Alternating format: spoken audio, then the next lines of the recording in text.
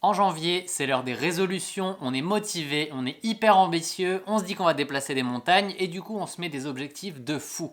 Et ensuite, l'année avance et on se retrouve en décembre à avoir atteint à peine la moitié, si ce n'est moins, des objectifs qu'on s'était fixés. C'est le constat que j'ai fait année après année et je suis sûr que vous connaissez bien ce processus. Désormais, chaque année, j'essaye d'être un peu plus réaliste dans mes objectifs, de me lancer moins de projets hyper ambitieux pour éviter de les faire à moitié et donc d'être insatisfait à la fin de l'année. Dans cette vidéo, on va donc faire le bilan de mon année 2019. Je ne vais pas vous refaire les courses, je ne vais pas vous reparler en détail de chacune d'elles, je vais plutôt essayer de vous parler des progrès que j'ai pu faire cette saison et peut-être de ce que j'aurais pu faire pour aller encore plus vite sur mes compétitions. Et puis surtout, ce qui est intéressant après avoir fait le bilan de cette année, c'est de faire les objectifs pour l'année prochaine. Qu'est-ce que je pense pouvoir atteindre en fonction des apprentissages que j'ai pu faire cette année. Et pour ceux que ça intéresse, je vais aussi vous parler de Running Addict, des objectifs que j'avais de ce côté-là, si je les ai atteints ou pas, et si parallèlement je m'étais peut-être mis trop d'objectifs par rapport à ce que je pouvais faire en une année. Sans vous spoiler, même si je suis bien meilleur qu'il y a quelques années pour me fixer des objectifs, vous allez pouvoir voir qu'il y en avait quand même encore un petit peu trop pour pouvoir tous les atteindre à 100%.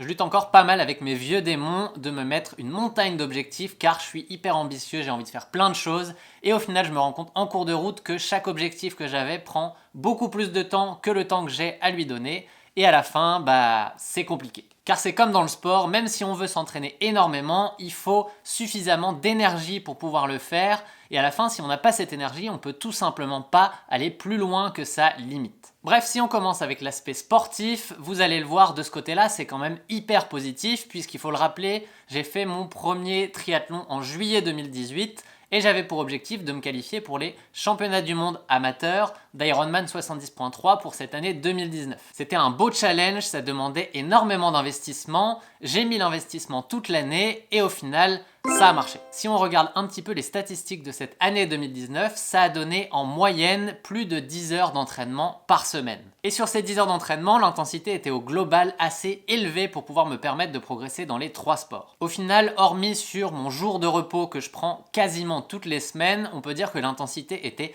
assez importante sur les 6 autres jours de la semaine. La satisfaction, c'est évidemment que ça a payé, puisque je visais une progression en moyenne de 5% dans les 3 sports du triathlon, et si on compare 2018 versus 2019, on peut voir que sur la natation, j'ai progressé d'environ 6 secondes au 100 mètres, soit 6,5% par rapport à 2018. En vélo, c'est là où j'ai eu la plus grosse progression puisque j'ai progressé de 30 watts en passant de 260 à 290 watts, ce qui donne une progression de 12%, ce qui est énorme, mais c'est aussi le sport où je me suis le mieux senti tout au long de l'année. Et enfin, en course à pied, c'est quasiment 5 secondes au kilomètre de gagné sur toutes mes allures, ce qui donne environ 2,5% de progression. Ce qui fait que je n'ai pas atteint les 5% que je visais, mais en même temps, vu d'où je partais en course à pied, c'est pas très étonnant non plus. Et au final, si on fait la moyenne des 3 sports, le pourcentage de progression est au-dessus de ces 5%, donc on peut dire que l'objectif est atteint à 100%. Et surtout, le plus important, c'est que cette progression s'est traduite en compétition, car progresser sur des valeurs, sur des statistiques, c'est bien, mais si on n'arrive pas à reproduire ça lors des compétitions objectifs, on peut dire qu'il y a quand même un problème quelque part. Donc là, la préparation a été bonne à chaque fois et je peux dire que j'ai aucune course qui a été ratée. À chaque fois, le bilan des courses est plutôt très positif. Même s'il y a toujours des points à améliorer, c'est normal au bout d'un an de triathlon seulement, je suis très satisfait de mes compétitions cette année. Et pour moi, cette réussite est en grande partie à la décision que j'ai prise fin 2018 de prendre un coach, de m'entraîner avec Bart Coaching, car j'ai pu lui déléguer 100% de la planification de mon entraînement. J'ai pu me retirer ça du coin de la tête et me concentrer uniquement sur l'exécution des entraînements. D'une, si je m'étais entraîné tout seul, vu que je n'ai pas d'expérience en triathlon, j'aurais mis du temps à apprendre tout ça et donc j'aurais progressé moins vite. Et de deux, je peux vous dire que psychologiquement, de ne pas avoir à penser à la planification, mais juste à l'exécution de l'entraînement, c'est vraiment un gros plus. Honnêtement, pour tous ceux qui penseraient à prendre un coach car ils ont un objectif très important, je peux vous dire que c'est hyper intéressant de le faire. Vu que ça a bien marché en 2019, pour 2020, j'ai pris une logique assez similaire pour définir mon objectif. Ce que j'ai choisi, c'est de viser une progression de 3% en moyenne dans les 3 sports qui composent le triathlon. Et le deuxième objectif qui est lié à ça, évidemment, d'être performant sur mon premier Ironman. Comme vous le voyez, c'est un double objectif. Le premier qui est chiffré, qui va me permettre de voir concrètement s'il y a eu une progression significative sur l'année, et le deuxième qui lui est plus subjectif, mais en même temps, si on se met uniquement un objectif de ce type, réussir ma course, c'est difficile ensuite de juger si on a vraiment atteint l'objectif ou pas. J'aime vraiment avoir ces doubles objectifs, un qui est chiffré, l'autre qui est subjectif et qui permet à la fin de l'année de faire un vrai bilan de si on a réussi ou pas. Et pour le 3% de progression, oui, c'est moins important que ce que je m'étais mis comme objectif pour cette année où j'avais mis 5% de progression, mais il faut aussi noter que en natation et en vélo, j'étais encore relativement nouveau dans le sport. C'était la première année en tout cas en vélo que je faisais une année 100% structurée autour de l'entraînement de vélo.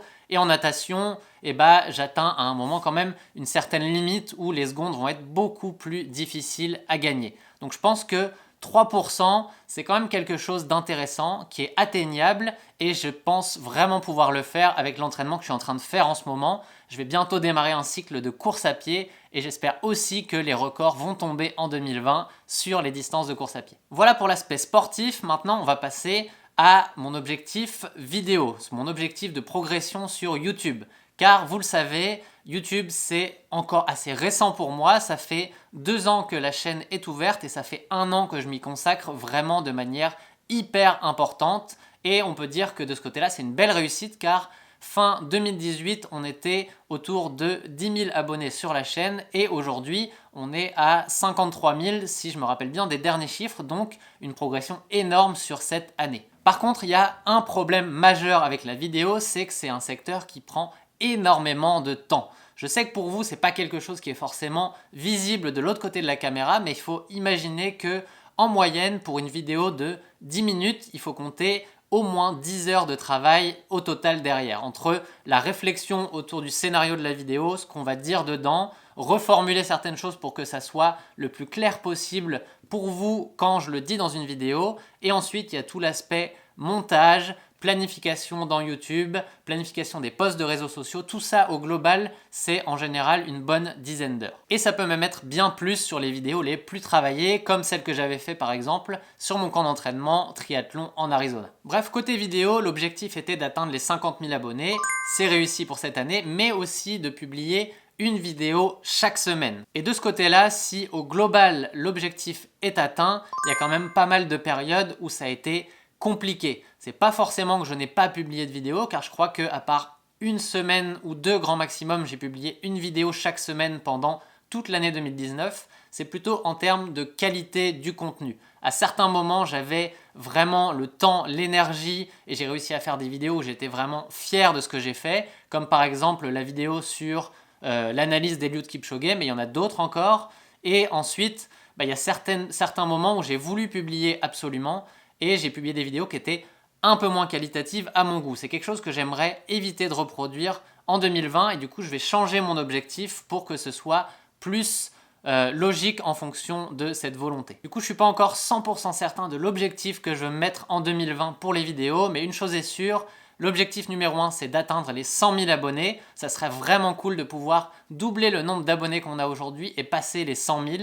Et ensuite, le deuxième objectif, au lieu de dire je veux publier une vidéo chaque semaine, je pense que ça va plutôt être de publier une vidéo dont je suis vraiment fier chaque mois. Ce qui ne veut pas dire que je ne vais pas continuer de publier une vidéo chaque semaine. Ce que je veux dire, c'est que je vais me mettre moins de pression sur le fait d'avoir une vidéo chaque semaine. Je vais me mettre une priorité sur le fait de faire une grosse vidéo hyper travaillée chaque mois. Et ensuite, pendant le mois, je vais publier des vidéos, mais un peu plus au fil de l'eau, peut-être plus de vlogs, plus de choses qui vont venir spontanément. Je ne sais pas ce que vous en pensez, si vous avez une idée là-dessus, si vous pensez que finalement cette année était vraiment bonne en termes de vidéos et que c'est moi qui suis un peu trop dur avec moi-même. Je sais que je le suis régulièrement, donc n'hésitez pas à mettre des commentaires sur ce que vous avez pensé de cette année, sur ce que vous voudriez voir en 2020, peut-être plus de contenu d'un certain type que j'ai pas assez fait cette année. Bref, dites-moi tout dans les commentaires, soyez ouverts, ça m'aide vraiment à définir les contenus que je fais en vidéo. Et si vous voulez m'aider à passer la barrière des 100 000 abonnés en 2020, vous pouvez être acteur de cette progression puisque vous pouvez Partagez ma chaîne à vos amis coureurs autour de vous, c'est vraiment ce qui m'aide le plus à progresser sur YouTube. Le troisième objectif, c'était de continuer de publier une fois par semaine sur le site Running Addict et de multiplier par 1,5 le nombre de visites sur le site. Car il ne faut pas oublier que Running Addict, à la base, c'est un site web et c'est là qui est le cœur des visites qui viennent sur mon site. Donc il y a beaucoup de gens qui vont sur YouTube en arrivant d'abord sur le site, qui découvrent par ici. Donc il faut absolument continuer de publier et de rendre le site actif. C'était une de mes priorités de 2019 et autant vous dire que de ce côté-là, ça a été très compliqué. Au final, si on regarde juste les chiffres, on peut dire que c'est plutôt correct puisque il y avait eu 4 millions de vues de pages lues en 2018 et en 2019, je pense qu'on est aujourd'hui autour de 6 millions de pages lues, donc le facteur 1,5 est là, donc côté chiffres, au final, l'objectif est atteint.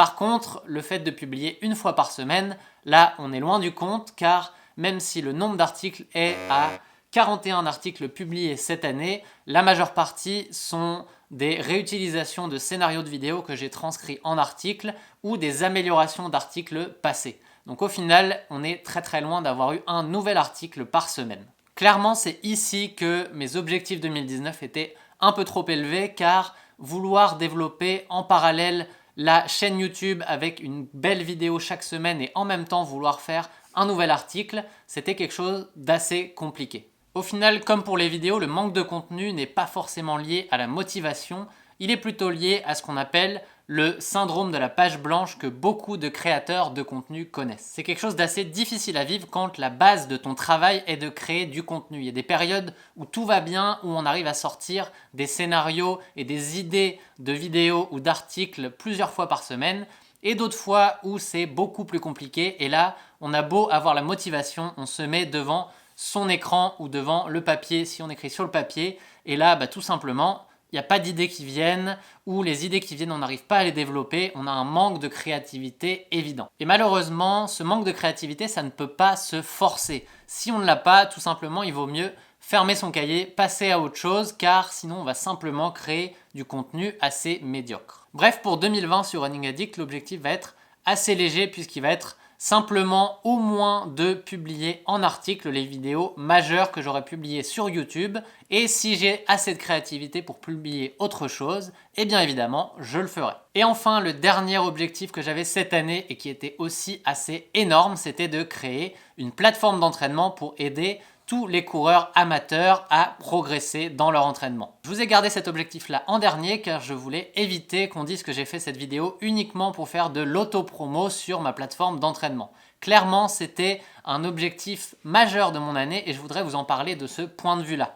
Quand je me suis mis cet objectif en tête, c'est un truc que j'avais en tête déjà depuis plus de 2 ans. Je me suis dit, allez, cette année, je pense que c'est la bonne pour le faire. Et du coup, j'ai planifié certaines choses en conséquence. Et en particulier, en janvier l'année dernière, j'ai ouvert ce que j'ai appelé mon programme marathon où j'ai aidé 5000 coureurs à préparer leur marathon de printemps. Sur ces 5000, il y en a 1000 qui ont répondu au sondage de satisfaction à la fin du programme. Et sur ces 1000, il y a 95% qui ont dit être satisfaits du programme, ce qui m'a vraiment montré qu'il y avait quelque chose à faire de ce côté, du côté des programmes d'entraînement pour aider les coureurs amateurs. Du coup, ces résultats m'ont surmotivé, je me suis mis à fond dans la réflexion autour de cette plateforme d'entraînement. J'ai aussi contacté et rencontré les bonnes personnes avec qui je me suis dit qu'il y avait un bon fit, une bonne entente pour aller travailler ensemble et développer cette plateforme. Et du coup, on s'est lancé au mois de juin et avec la campagne de sociofinancement qu'on a faite en juillet, on a eu les financements nécessaires pour vraiment aller travailler au développement de la plateforme et elle est sortie fin novembre, début décembre même pour les membres fondateurs dans sa version bêta et elle arrivera en janvier pour tous ceux qui voudraient s'y inscrire. Je ne vais pas faire un speech de vente compliqué là-dessus, le but c'est pas de vous vendre la plateforme. Si ça vous intéresse, il y a une liste d'attente que je vous ai mis ici où vous pouvez rentrer votre email et on vous contactera dès qu'il y aura des nouvelles infos sur la sortie officielle pour le public. Du coup, l'objectif de 2019 de créer cette plateforme et de la lancer est atteint et maintenant en 2020, l'objectif ça va être simplement de la déployer auprès du plus grand nombre de coureurs possible car le but c'est toujours le même, c'est d'essayer d'aider le plus de coureurs amateurs possible à mieux s'entraîner cette année encore. Bref, on va en rester là pour Campus. Je pense que cette vidéo est déjà suffisamment longue. On aura le temps d'y revenir dans les prochaines semaines, vous inquiétez pas. Et d'ailleurs, je voudrais en profiter pour vous remercier si vous êtes encore là à ce moment-là de cette vidéo, c'est que vous êtes vraiment parmi les plus fidèles de Running Addict. Alors merci beaucoup, c'est grâce à vous que j'ai pu atteindre tous ces objectifs en 2019 car vous me donnez énormément de motivation à avancer tout ça. Et n'hésitez pas à continuer de le faire via les commentaires ou via les messages privés. Merci beaucoup pour tous vos messages, ça m'aide vraiment à progresser. Au final, c'était un format très différent de ce que je fais d'habitude. C'était assez personnel, je vous ai beaucoup parlé de moi dans cette vidéo. N'hésitez pas à me dire ce que vous en avez pensé, si c'était intéressant ou si ça ne l'était pas. Ça m'aide aussi à savoir quel type de contenu je peux faire pour vous satisfaire sur YouTube. Pareil, comme je l'ai dit au milieu de la vidéo, n'hésitez pas à me dire ce que vous voudriez voir en particulier en 2020 sur la chaîne. Ça m'aidera à planifier le futur contenu.